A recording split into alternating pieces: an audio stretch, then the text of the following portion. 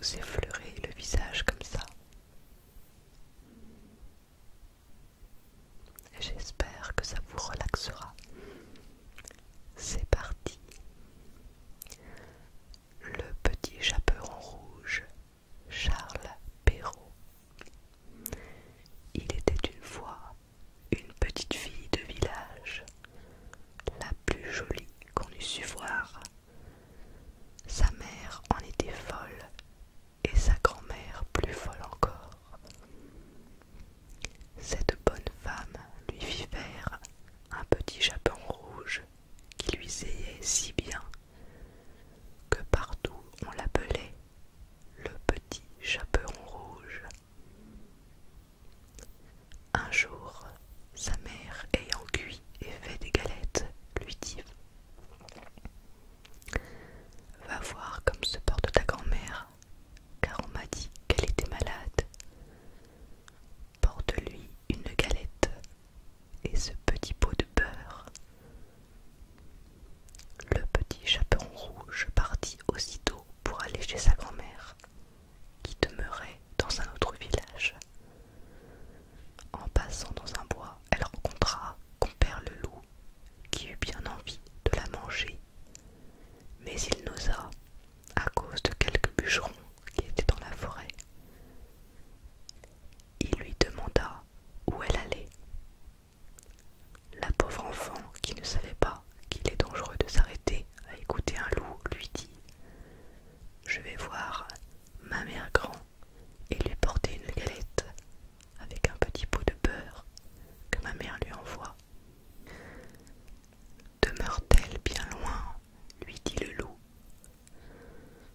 Oh oui, dit le petit chaperon rouge, c'est par-delà le moulin que vous voyez tout là-bas, à la première maison du village. Eh bien, dit le loup, je veux l'aller voir aussi. Je m'y en vais par ce chemin, et toi par ce chemin-là, et nous verrons qui plus tôt y sera. Le loup se mit à courir de toute sa force par le chemin qui était le plus court, et la petite fillette s'en alla par le chemin le plus long, s'amusant à cueillir des noisettes, à courir après les papillons et à faire des bouquets de fleurs. Le loup ne fut pas longtemps à arriver à la maison de la mère grand. Il heurte: toc toc. Qui est là? C'est votre fille, le petit chaperon rouge, dit le loup en contrefaisant sa voix, qui vous apporte une galette et un petit pot de beurre que ma mère vous envoie.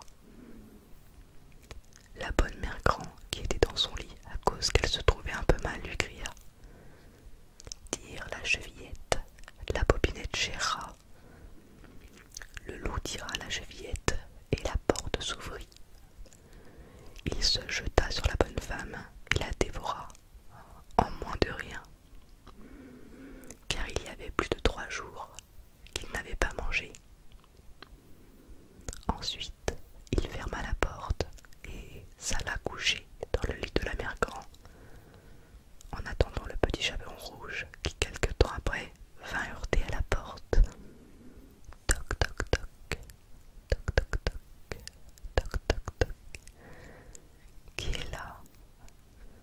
Le petit chaperon rouge, qui entendit la grosse voix du loup, eut peur d'abord, mais croyant que sa grand-mère était enrhumée, répondit: C'est votre fille, le petit chaperon rouge, qui vous apporte une galette et un petit pot de beurre que ma mère vous envoie.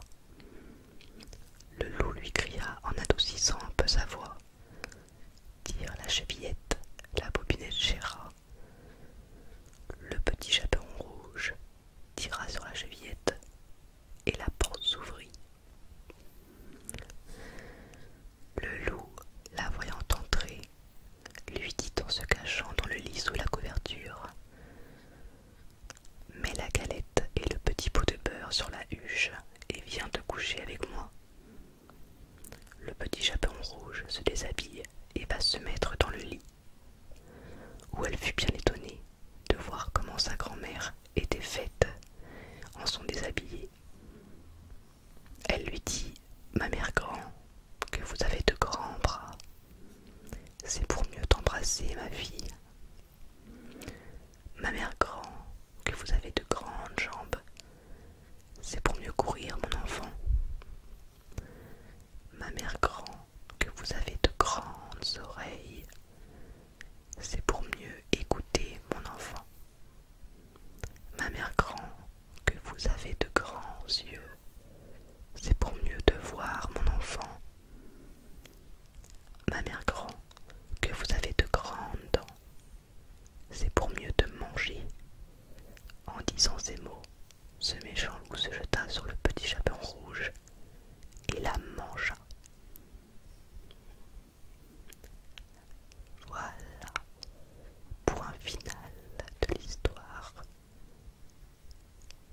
espère.